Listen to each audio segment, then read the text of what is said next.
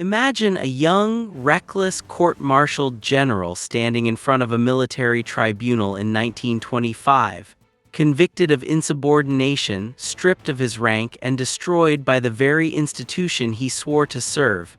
And yet, that man's ideas became the spine of the most powerful air force the world has ever seen. That man was Billy Mitchell. And everything the United States Air Force is today, every stealth fighter, every space drone, every hypersonic missile, every satellite-guided bomb was born in some way from the fury and the genius of one man who was punished for being right. Welcome. Sit down. Because the next 60 minutes are going to take you from the muddy battlefields of World War I all the way to the surface of the moon and beyond. And you are going to understand, maybe for the first time in your life, that the history of American air power is not just a story about machines and wars. It is a story about vision. It is a story about courage. It is a story about what happens when human beings look up at the sky and refuse to accept that it is a limit. Let us go back. Let us go all the way back to a world before radar, before jet engines, before anything that a modern airman would recognize. It is 1903. Two brothers in Kitty Hawk, North Carolina have just done something that every serious scientist said was impossible. They flew for 12 seconds, 120 feet, and most of the world did not care. The United States Army did not care, the Navy did not care, the newspapers barely noticed. Wilbur and Orville Wright had cracked open the sky, and the people in power looked up, shrugged, and went back to their horses and their battleships. But there was one man watching. One man who understood at a level that bordered on prophecy what aviation was about to do to warfare. His name was Billy Mitchell, and he had already served in the Spanish-American War, had strung telegraph wire through the Alaskan wilderness, and had a mind that worked like a precision instrument. When he saw airplanes, he did not see toys. He did not see novelties. He saw the future of every war that would ever be fought. Mitchell went to Europe. He studied. He flew. He watched the Royal Flying Corps of Britain, still in its infancy, learning through blood and steel how to use aircraft in combat.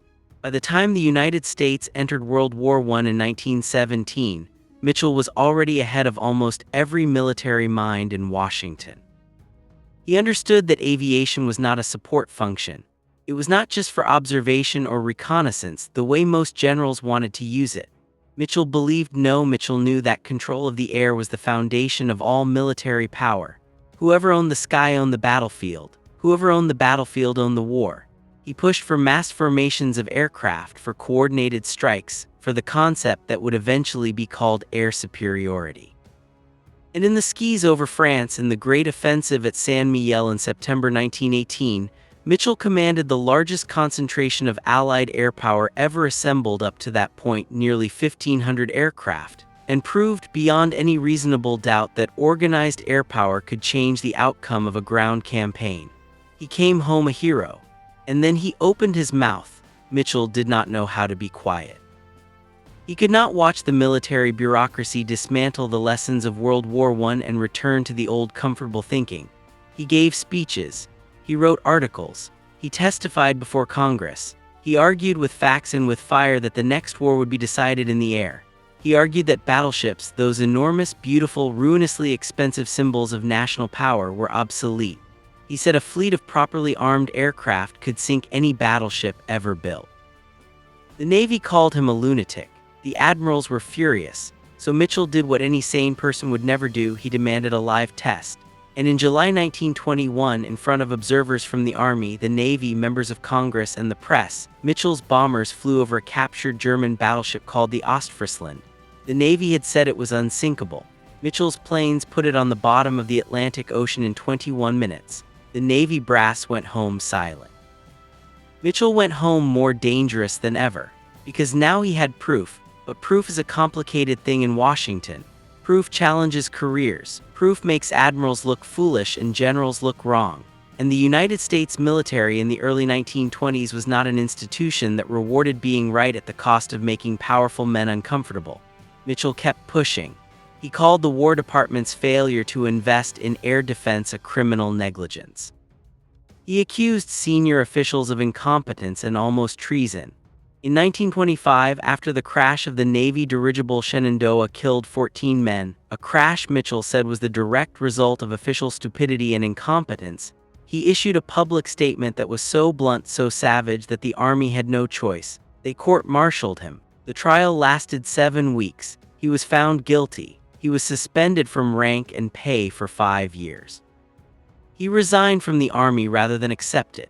He died in 1936, broken in some ways, and largely forgot by the institution he had spent his life trying to save. And then Pearl Harbor happened, and everything Billy Mitchell had ever warned about came true. On the morning of December 7, 1941, Japanese carrier-based aircraft flew in from the Pacific and destroyed the American battleship fleet at anchor in Pearl Harbor. The great steel giants that Mitchell had been told were invincible, they burned and sank and took thousands of men with them. In a single morning, the admirals and the generals and the politicians who had laughed at Mitchell were made to look like exactly what he had always said they were. And from the ashes of that morning, the United States military made a decision that would shape the next 80 years of human history. They would build the most powerful air force the world had ever seen. They would do it fast, they would do it at a scale no one had ever attempted, and they would do it in the shadow of a dead man who had been right all along. 3 years after Mitchell died, Congress posthumously restored his rank. Too late for him to see it, too late for him to know, but not too late for his ideas to save the world. The Army Air Forces of World War II were the physical embodiment of Mitchell's vision, scaled up to a size even he might not have imagined. By 1944, the United States was producing aircraft at a rate of nearly 100,000 per year. Let that sink in. 100,000 aircraft per year. The factories of America, Boeing in Seattle, Douglas in Long Beach, Consolidated in San Diego, Republic in Farmingdale, ran 24 hours a day, 7 days a week, 365 days a year. Women who had never seen the inside of a factory before came in off the streets and learned to rivet aluminum and wire electrical systems and build engines that would fly young men over Germany and Japan. The scale of it was almost incomprehensible. And the men who flew those machines, the men of the 8th Air Force, running daylight bombing raids over Germany in formations of B-17 flying fortresses so thick they darkened the sky. The men of the 15th Air Force flying from North Africa and Italy. The men of the 20th Air Force flying B-29 superfortresses from the Pacific Islands toward the home islands of Japan. Those men flew into conditions of danger that are difficult to put into words.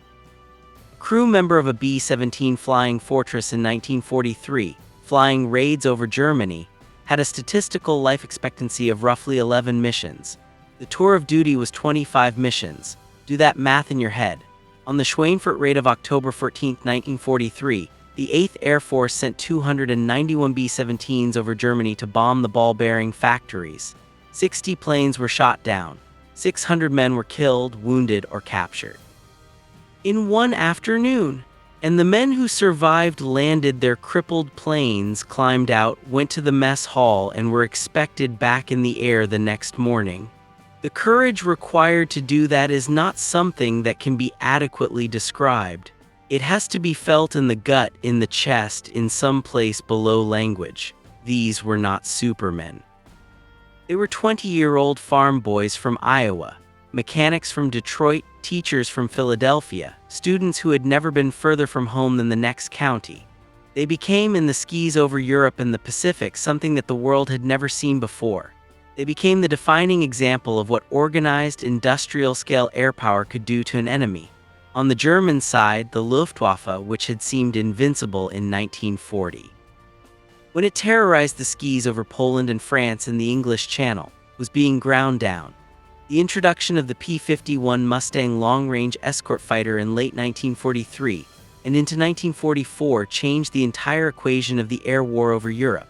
Now American bombers could go all the way to Berlin and back with fighter protection for the entire route. The Luftwaffe had to come up and fight or let the bombers destroy Germany from above. They came up and fought. And they were destroyed. By the spring of 1944, American and British air forces had achieved what Billy Mitchell had always said was the supreme objective: air superiority over the entire European theater of operations. And on June 6, 1944, when the greatest amphibious invasion in human history hit the beaches of Normandy, the soldiers who stormed those beaches had one extraordinary advantage that soldiers in every previous invasion in history had never had. They had air cover, total, overwhelming, nearly absolute air cover.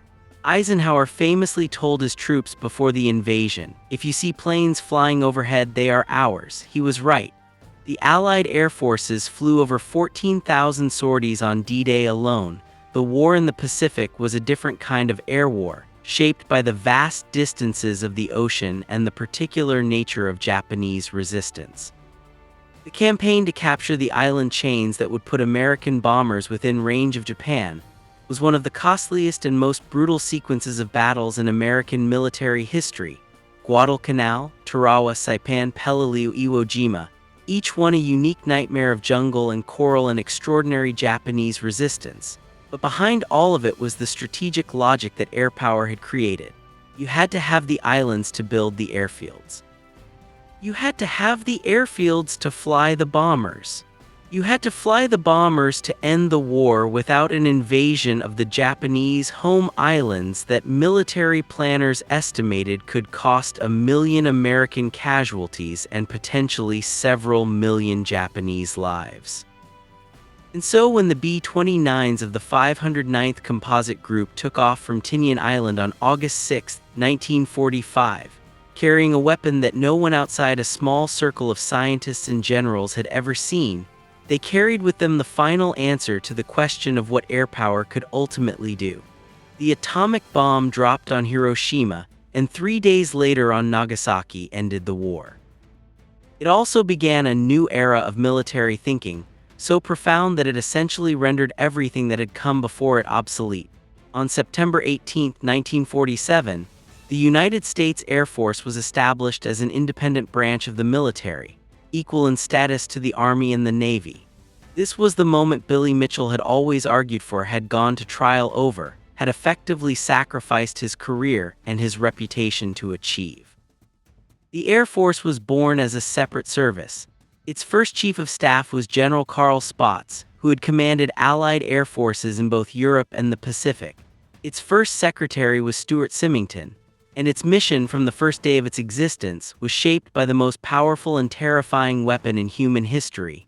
The atomic bomb meant that any future major war between great powers was a war the world might not survive. And the Air Force was the delivery system for that bomb. The Strategic Air Command, established in 1946 and given its definitive shape by General Curtis LeMay beginning in 1948, became the most powerful single military force in human history, a global strike force of intercontinental bombers capable of reaching any target on Earth and destroying it with nuclear weapons.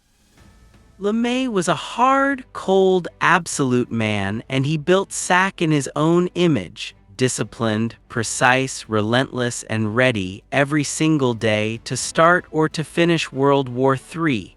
The early Cold War years were years of extraordinary technological acceleration in the Air Force. The jet age arrived, replacing the piston-engine bombers and fighters of World War II with aircraft that operated at speeds and altitudes that would have seemed like pure science fiction to the men who flew Spitfires and Mustangs just a few years earlier. The B-29, which had seemed like the pinnacle of bomber design at the end of World War II, was replaced by the B-36 Peacemaker, a massive intercontinental bomber with both piston and jet engines, capable of flying from bases in the continental United States and hitting targets in the Soviet Union. The B-36 was in turn replaced by the all-jet B-47, sleek and swept-wing and beautiful in a way that the old propeller-driven aircraft had never been.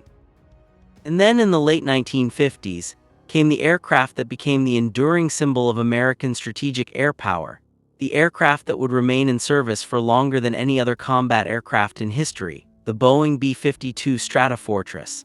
The first B-52 flew in 1952. The last B-52 is expected to remain in active service past 2050. 100 years of service from a single aircraft design. Think about what that means. Think about the span of history that one airplane has witnessed. But the Cold War was not just about nuclear bombers and strategic deterrence. It was also about Korea, where American air power learned harsh and humbling lessons in a war that nobody wanted to call a war. In June 1950, North Korean forces crossed the 38th parallel and poured into South Korea, and within days the situation was catastrophic. The Air Force scrambled to provide close air support and interdiction, flying everything from propeller-driven F-51 Mustangs pulled out of reserve to the new F-80 Shooting Stars, the first American jet to see combat. And then in November 1950, something happened that shook American aviators to their core. Chinese MiG-15 jet fighters appeared over the Yalu River. The MiG-15 was fast, it was agile, it could reach altitudes that American fighters struggled to match. And it was in the hands of pilots who were, at least some of them, Soviet veterans of World War II. The area of northwest Korea near the Yalu River became known grimly as MiG Alley. And American air superiority, which had been taken as a given, almost a birthright since World War II, was suddenly, terrifyingly in question.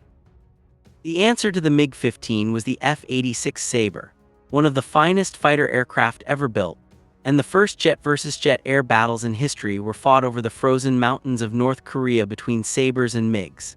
The pilots who flew those missions, men like Manuel Pete Fernandez, Joseph McConnell, James Jabara, all of whom became jet aces in Korea, developed the tactics and the instincts that would define American fighter aviation for the next generation. The Air Force learned in Korea that air power could not simply be applied from a distance, that close air support of ground troops was an art that required coordination, communication, and respect for the realities of the battlefield. It learned that air superiority was not guaranteed, that it had to be fought for every day against a determined and capable enemy. And it learned in the grinding stalemate of that war that air power alone could not produce victory if the political will to use it fully was not present. These were expensive lessons. They were lessons that would have to be relearned at even greater cost 15 years later in a small country in Southeast Asia, Vietnam. The word itself carries weight, carries shadow. The United States Air Force went into the Vietnam War with more aircraft, more technology, more firepower, and more capability than any Air Force in history. It came out with a set of questions, doubts, and hard-learned lessons that transformed everything about how it thought, trained, and fought. The early years of the air war over Vietnam were defined by a mismatch between doctrine and reality. American fighters had been designed and trained primarily for nuclear strike missions and beyond visual range missile combat against Soviet bombers. They were not optimized for the twisting, turning, close-quarters dogfighting that they encountered over North Vietnam against MiG-17s and MiG-21s flown by North Vietnamese pilots who were in many cases better at that specific kind of combat than their American opponents. The kill ratios that American pilots achieved in Korea, sometimes 10-to-1 or better, collapsed in Vietnam to something closer to 2-to-1 or even worse in some periods. It was a shock. It was a crisis. And it led directly to one of the most important institutional changes in the history of American military aviation. The Navy, recognizing the same problems, established the Naval Fighter Weapons School at Miramar in 1969, the school that would later become famous as Top Gun. The Air Force developed its own aggressor programs, bringing in aircraft and tactics that simulated Soviet and North Vietnamese opponents. Forcing American pilots to practice and train against realistic threats, rather than against the scripted, predictable adversaries they had been flying against. The lessons of Vietnam also drove a revolution in air-to-ground tactics and technology. The laser-guided bomb, first used operationally over Vietnam, represented something genuinely new in the history of warfare, a weapon that could be guided precisely to a specific point on a specific building from miles away. The age of precision strike had begun. It was primitive by later standards, but it was the seed of something that would ultimately change warfare more profoundly than almost any development since the machine gun, the Air Force of the 1970s was an institution wrestling with itself. The Vietnam War had ended in a way that was deeply painful for everyone who had served in it. The military as a whole went through a period of institutional self-examination, funding cuts, personnel reductions, and serious questions about its purpose and its capability. The all-volunteer force replaced the draft. The Air Force had to recruit, train, and retain people who chose to serve rather than people who were compelled to, and that transition was harder than anyone had expected. Equipment aged, budgets shrank.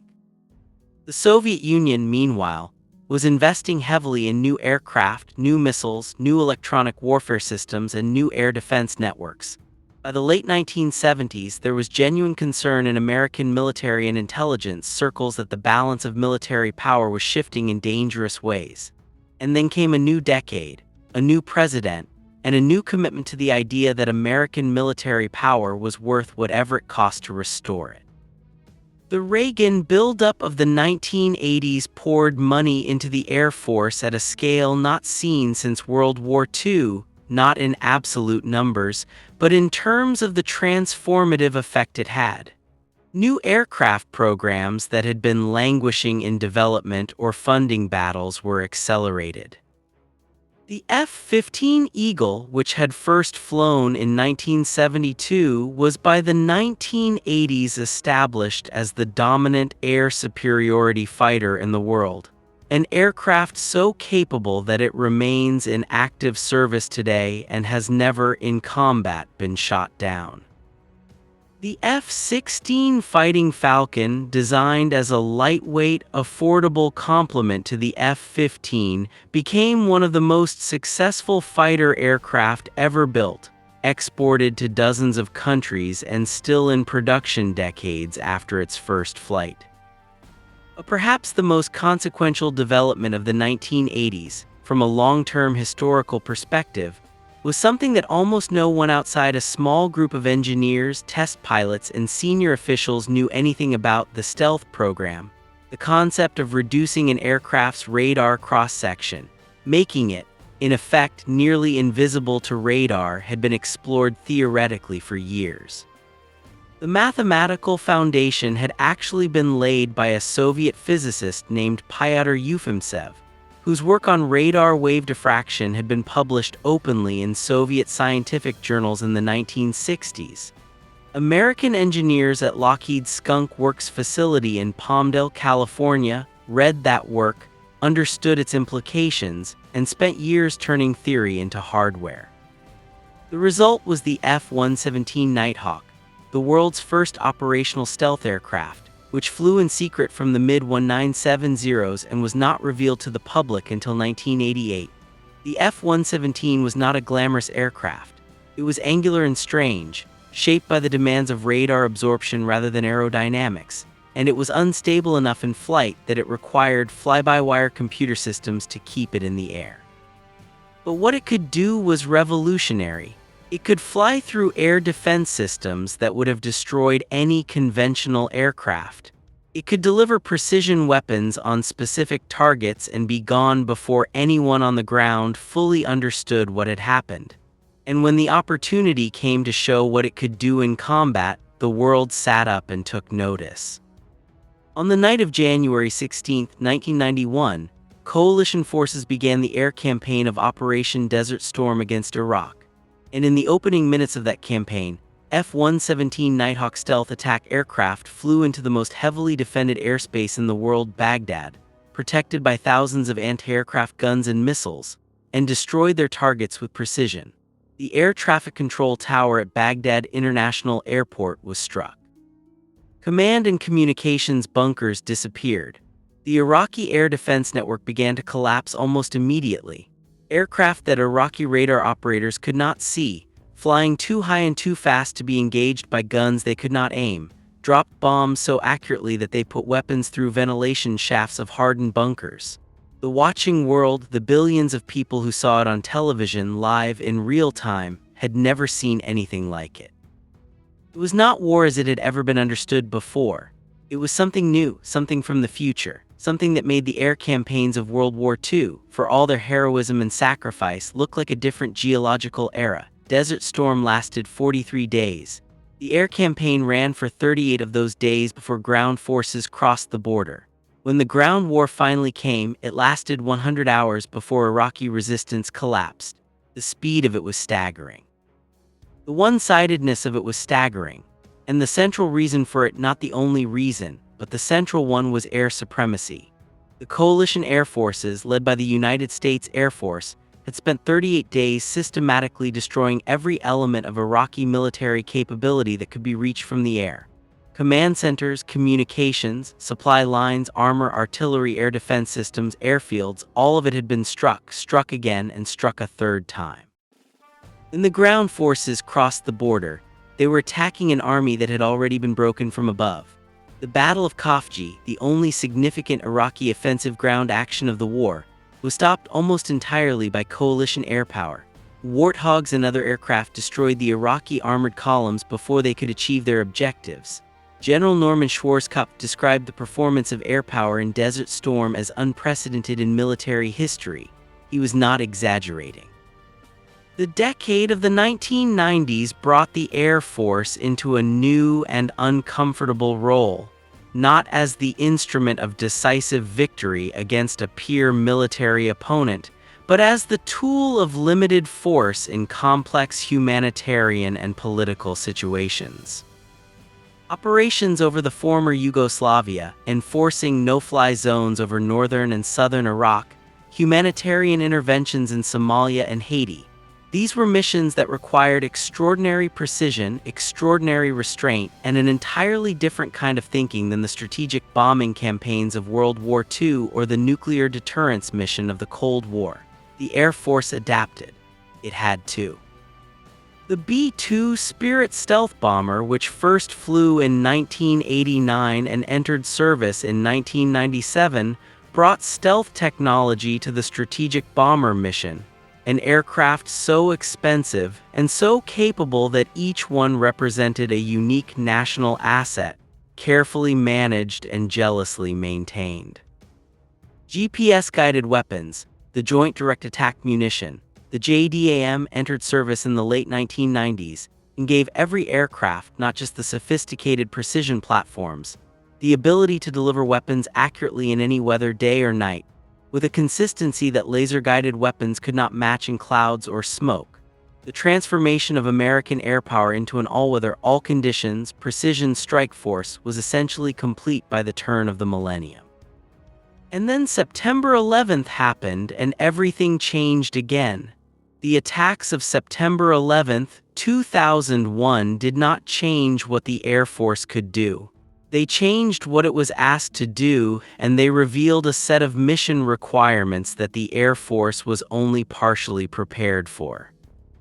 Within weeks of the attacks, American forces were in Afghanistan, and American air power was doing something it had rarely been asked to do before, providing close air support in real time to small groups of Special Operations Forces and Afghan Northern Alliance fighters who were directing strikes from the ground, using laser designators and GPS coordinates called in by radio to aircraft orbiting overhead.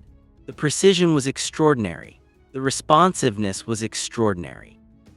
A team of Special Forces soldiers on horseback in the mountains of northern Afghanistan could call in an air strike from a B-52 flying at 30,000 feet and have bombs on target in minutes. The Taliban, who had expected American technology to be slow and inflexible, discovered in those first weeks that it was the opposite.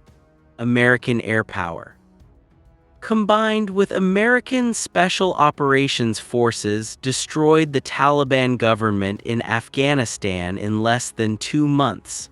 It was one of the fastest and most complete military campaigns in modern history. But Afghanistan was not finished, and Iraq was not finished, and the next 2 decades would prove to be the most sustained combat experience in the history of the Air Force. Longer than World War II, longer than Vietnam, a continuous deployment cycle that put enormous stress on aircraft, on crews, and on the institutional culture of an Air Force that had been built for short, decisive wars rather than for the endless grinding.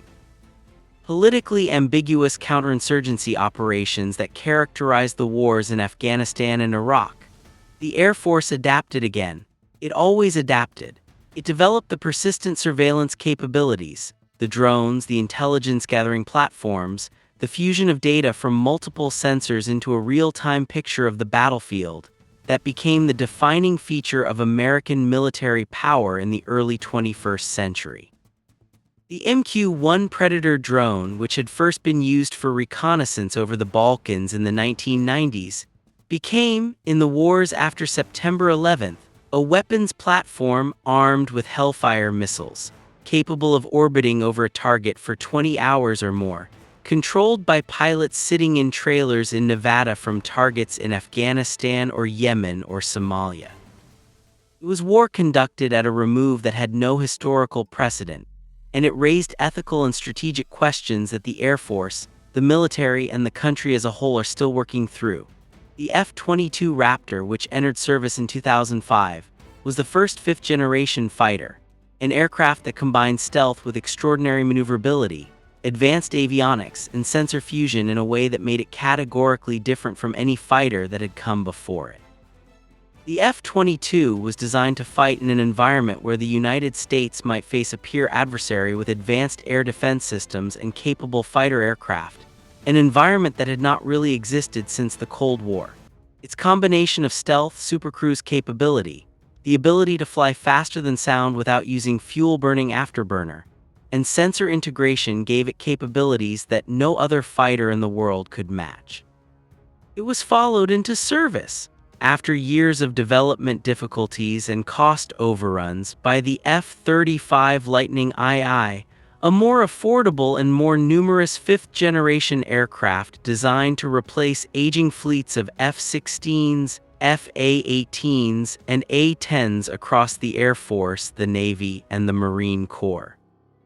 The F-35 represented, in its ambition and its complexity, both the extraordinary capability and the institutional challenges of the modern American defense procurement system, a program that cost far more and took far longer than anyone had initially promised, but which ultimately delivered an aircraft of genuinely revolutionary capability. And now we come to the present and the future and the question that hangs over everything: what does the next era of American air power look like? Because the world is not what it was in 1991 when F-117s flew over Baghdad and the watching world saw something genuinely new. The world in 2024 and beyond is a world with two serious rival great powers, China and Russia, both of which have invested heavily for decades in precisely the capabilities needed to challenge American air superiority. China's J-20 stealth fighter entered service in 2017. China's air defense systems, the HQ-9 and its successors, are among the most capable in the world. China has invested in what military strategists call anti-access area denial capabilities, a layered system of missiles, radars, submarines, and electronic warfare designed specifically to prevent American forces from operating freely in the Western Pacific in the way they have operated everywhere for the past 30 years. Russia's Su-57 stealth fighter, though smaller in numbers than the J-20, represents a serious capability. Russian electronic warfare systems, demonstrated with disturbing effectiveness in Ukraine, showed the world that the United States' dependence on GPS and digital communications creates vulnerabilities that a determined adversary can exploit. The era of uncontested American air superiority, the era that began on the beaches of Normandy in 1944 and continued, with some interruptions, for 80 years, is ending. And what replaces it will define the next chapter of American air power. The Air Force's answer to this challenge is the Next Generation Air Dominance Program, NGAD, a family of systems that goes beyond the concept of a single fighter aircraft to imagine something more like a combat cloud, a network of manned and unmanned aircraft, sensors, and weapons that operate together, with artificial intelligence helping to manage the complexity, to achieve effects that no single platform could achieve alone. The manned component of NGAD, the aircraft that will replace the F-22 as the premier American air superiority fighter, is being developed under extraordinary secrecy, with a first flight reportedly having occurred already, though the details remain classified. What is known is that it will be larger than the F-22, with longer range to deal with the vast distances of the Pacific theater. It will be stealthier. It will be faster. It will be designed to operate in what the Air Force calls a contested environment, an environment where an adversary has modern air defenses and capable fighters and electronic warfare systems, and where achieving air superiority is not going to be easy or quick or cheap. The B-21 Raider stealth bomber, which made its public debut in 2022 and is now in advanced flight testing, will replace the aging B-1 and the limited numbers of B-2. The B-21 is expected to be the most survivable aircraft ever built, a bomber that can penetrate any air defense system currently in existence or planned to be in existence for decades to come. But the most profound change in American air power over the next 75 years may not be about stealth or speed or weapons. It may be about the relationship between human pilots and artificial intelligence. The Air Force is actively developing what it calls collaborative combat aircraft, autonomous drone wingmen that can fly alongside man-fighters, extending their sensor range, taking on the most dangerous missions, absorbing enemy fire that might otherwise destroy a crewed aircraft, and providing a massive platforms that the current force structure, constrained by the cost of manned aircraft and the limits of human pilot production, cannot achieve. The XQ-58 Valkyrie and the CC-2 programs are the early representatives of a class of aircraft that will, over the next decade or two, become a fundamental part of American air power. These are not the slow, orbiting surveillance drones of the Afghanistan era. These are fast, low-observable aircraft capable of operating in contested airspace, controlled by AI systems sophisticated enough to make tactical decisions in real time. The question of how much autonomy to give them, when and under what circumstances they can make lethal decisions without human authorization, is one of the most important and difficult ethical and legal questions in the history of warfare. And it is a question the Air Force cannot avoid. Then there is space. Space has always been important to the Air Force. Air Force satellite programs have provided the GPS signals, the missile warning, the communications, the reconnaissance, and the weather data that make modern military operations possible.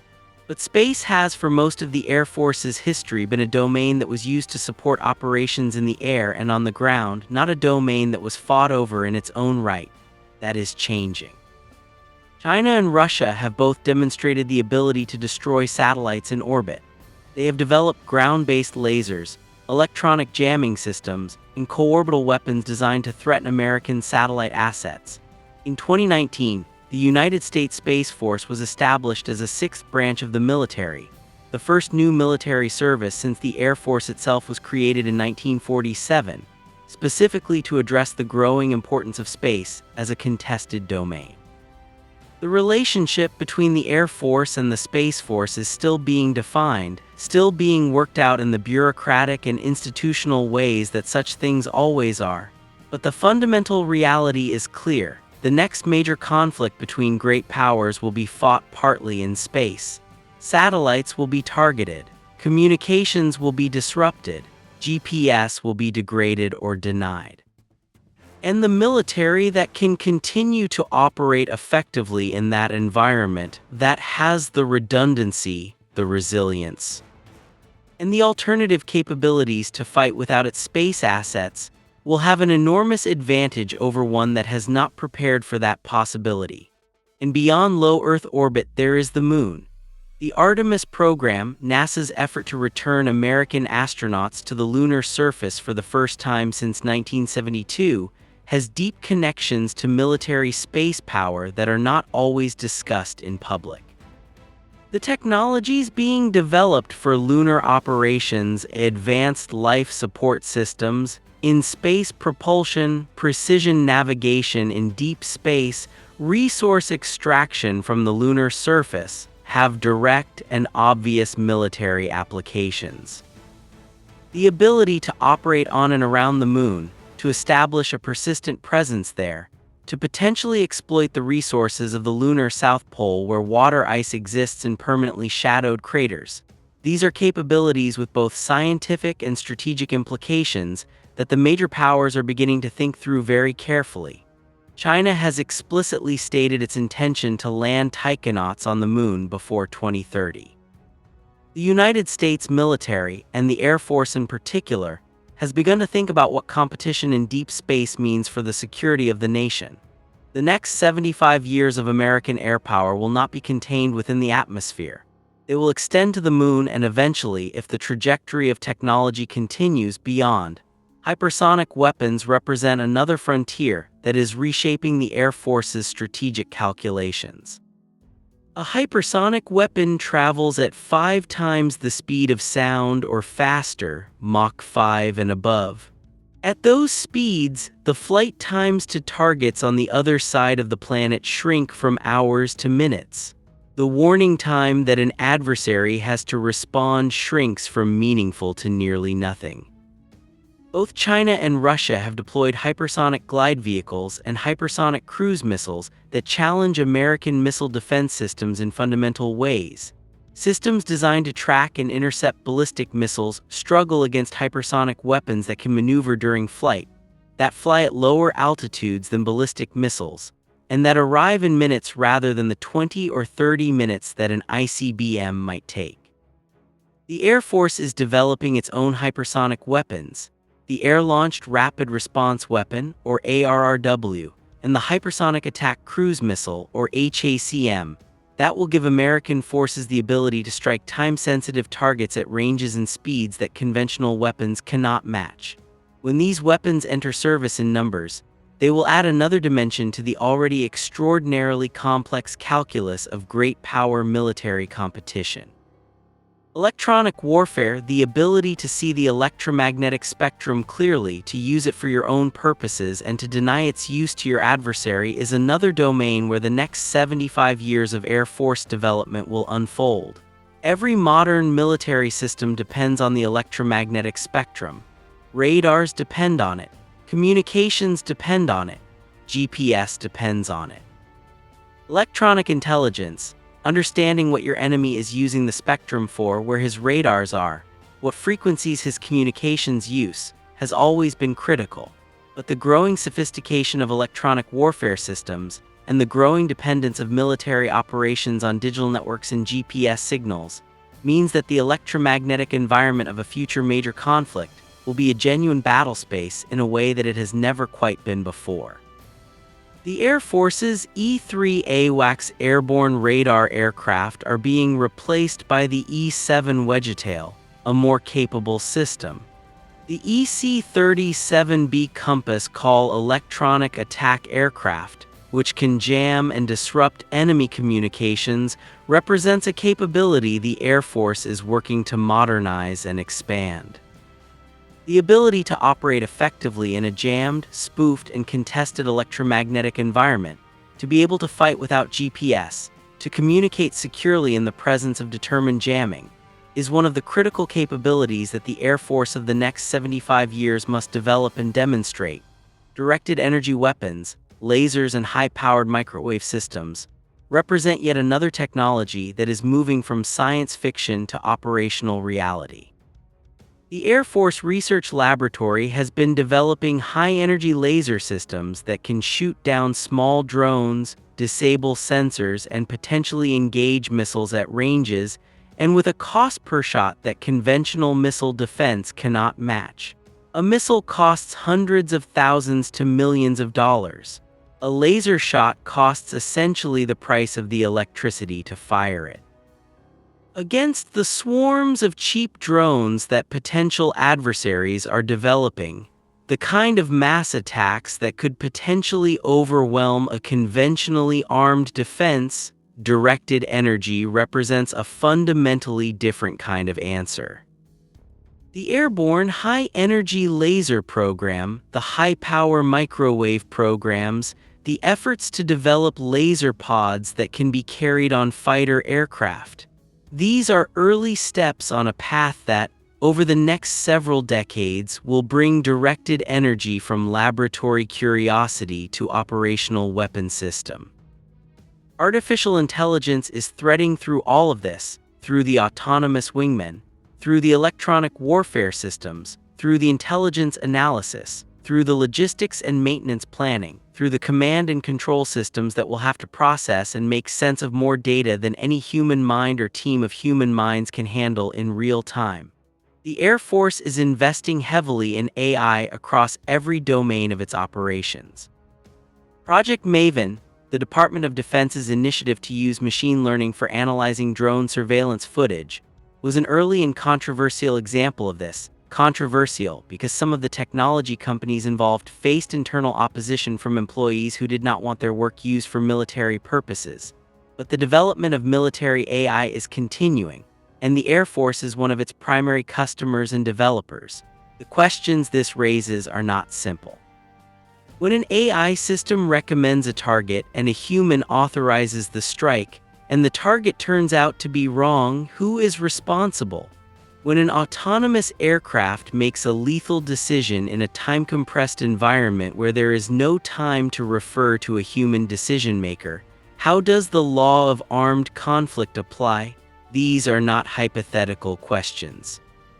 They are questions the Air Force is working through right now, in doctrine and in policy and in the quiet conversations between lawyers and operators and engineers. And yet, for all of this technology, for all of this capability, for all of the extraordinary machines and systems and weapons that the Air Force has developed and deployed over the past 75 years and will develop and deploy over the next 75, at the center of it, there are still human beings. There are still men and women who strap into cockpits or who sit in control stations or who manage the complex systems that make modern air power possible, and who do it because they believe in the mission, because they love the flying, because they feel the pull of something larger than themselves. The Air Force has changed almost beyond recognition since 1947. But it has kept something essential, a culture of excellence, a culture of innovation, a culture that traces a direct line back to Billy Mitchell standing in front of his tribunal, refusing to be quiet, refusing to pretend that the future was not coming, accepting the cost of being right in a world that was not ready to hear it. Next 75 years will be shaped by challenges we can already see: the rise of China, the persistence of Russia, the proliferation of advanced weapons technology to state and non-state actors, the growing importance of space and cyberspace as military domains, the ethical questions raised by autonomous weapons and artificial intelligence, and by challenges we cannot yet see. Every generation of Air Force leaders has faced surprises. The jet engine was a surprise. The nuclear bomb was a surprise. The MiG-15 was a surprise. The precision revolution, which made it possible to put a weapon through a specific window of a specific building, was a surprise to the people who had grown up with area bombing as the only model. The drone was a surprise. The next surprise is already somewhere in a laboratory or a classified program office, or in the mind of a young engineer or pilot who has not yet realized what they have figured out. The Air Force's ability to absorb those surprises, to adapt, to reinvent itself while maintaining the essential continuity of purpose that connects the Wright brothers' 12-second flight to a B-21 stealth bomber orbiting over a target 10,000 miles from home, that ability is the most important capability it has. Billy Mitchell did not live to see the Air Force he had fought for. He died a decade before it was established. But he lived long enough to know that his ideas were right, that air power was not a support function or a novelty or a fad, that it was the central defining dimension of modern warfare. He lived long enough to see the aircraft carriers he had insisted were the future of naval power confirmed as the decisive naval weapon of the age. He lived long enough to see the doctrines he had argued for become the curriculum of military schools. He did not live to see the vindication of Pearl Harbor, the terrible, costly proof that he had been right about what an air attack could do to a fleet. But he lived knowing that the world was moving in the direction he had always pointed. And if there is a lesson in that, it is perhaps this: the people who shape the future of air power are not always the ones in power. They are not always the ones with rank or budget or institutional authority. Sometimes they are the ones who are willing to stand up, to tell the truth, to accept the cost of being right before the world is ready to listen. The Air Force has produced more than its share of those people. It will need more of them in the years ahead, from Billy Mitchell to the moon, from 12 seconds over a sand dune to the surface of another world, from fabric-covered biplanes to stealth bombers invisible to radar.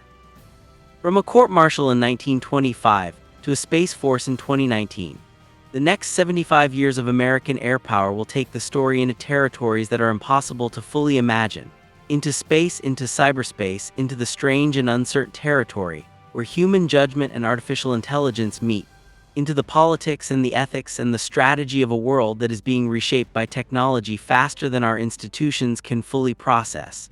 It will take courage. It will take wisdom. It will take the willingness to be wrong, to learn, to adapt, and to keep moving forward.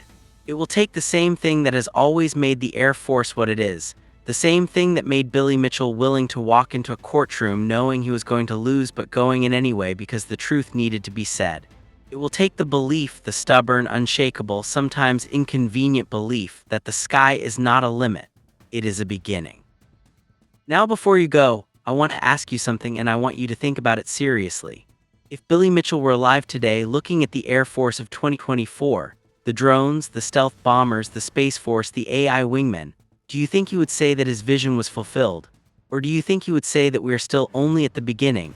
Leave your answer in the comments, because the next 75 years of this story is not just being written in Washington or at Lockheed or Boeing.